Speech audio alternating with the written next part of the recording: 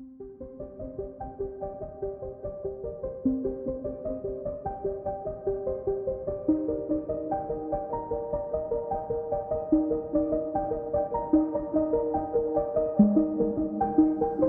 brothers and sisters in Christ, in these meditations of Holy Week, we'll see the theme as we did on Palm Sunday. Again, we hear Good Friday with the full renditions of the Passion.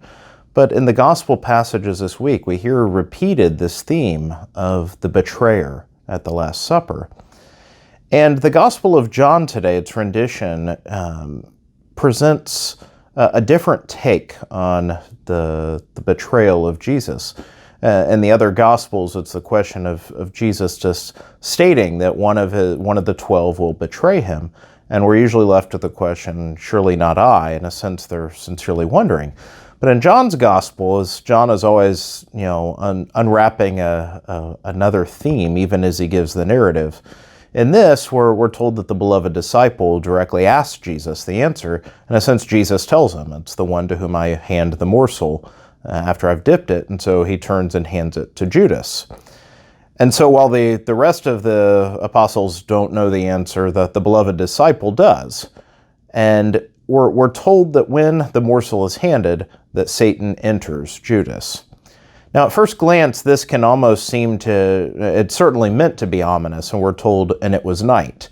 With John, as always, light and dark are as much about spiritual reality as they are physical. So this is absolutely portraying a darkness, a night falling on Judas of his soul. And yet it's important to remember that prior to this passage, Judas has already chosen betrayal. If we look at this passage just in isolation, it would almost suggest that Jesus has set him up. In a sense, he hands the morsel to him and Satan enters him, and then Judas goes and does this bad thing. But actually, Judas has already set his mind to betray Jesus for the 30 pieces of silver.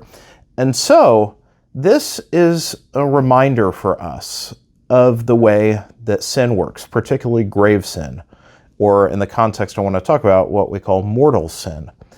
And so first, from a distinction standpoint, it's important to remember that any action contrary to the will of God is sin. We speak of all this in the general sense. When we act contrary to God, it is sin. And yet what sets apart mortal sin from what a lesser sin, what we call venial sin, is whereas venial sins, the more minor sins, in a sense, erode at the life of grace in us.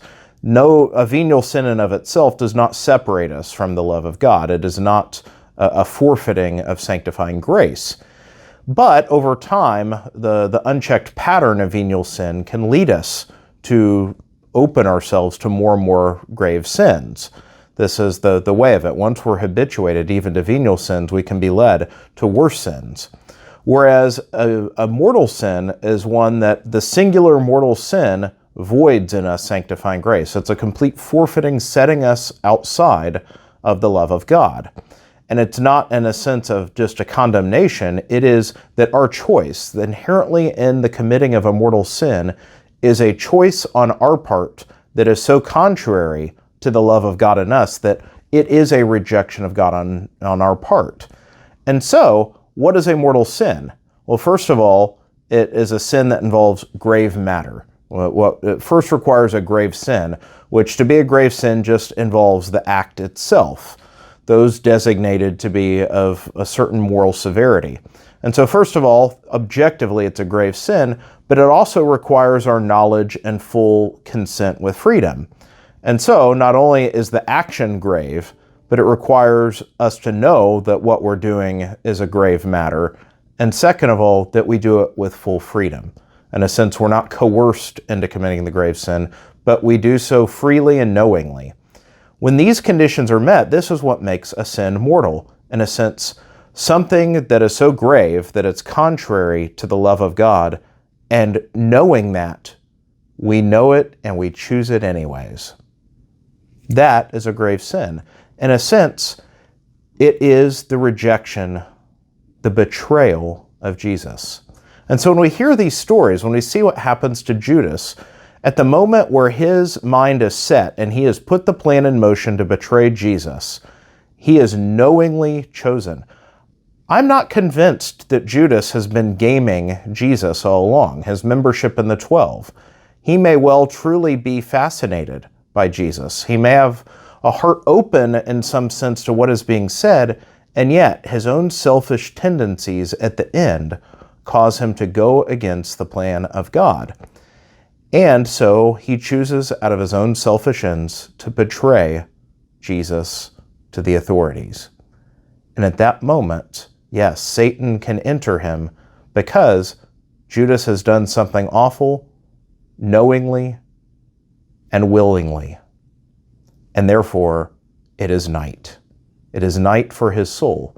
And we will see the despair that happens in Judas after the full gravity settles upon him and he experiences what it is like to be completely deprived of the relationship of God. For us, this is an important reminder, especially during Holy Week, that while our own choice in mortal sin sets us apart from the love of God, it sets us on the path to hell. And yet, the mercy of God is so great that he is reaching out to us as God reaches out to us with arms outstretched on the cross and says, "Come back to me. I want you back." While there is still time, may we respond to the call of the Lord and never be parted from him.